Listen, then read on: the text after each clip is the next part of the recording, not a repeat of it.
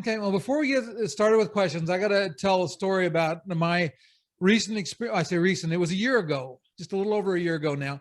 I was on the Norwegian Sky, and as a Latitude member, they have an event where you meet the officers.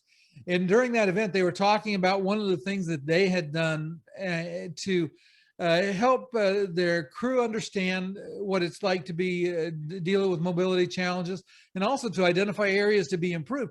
And what they did was on every ship, they had crew members spend time in a wheelchair, using a mobility scooter, and using a walker to help them find the areas that were hard for the customers to deal with.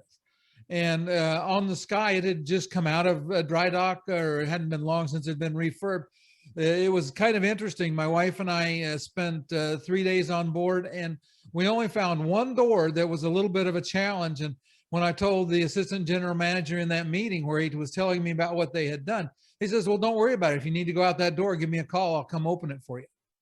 So that's the kind of attitude that I've seen with the Norwegian about how they take care of customers and their level of concern. So I want to commend you, Chris, and the company for that.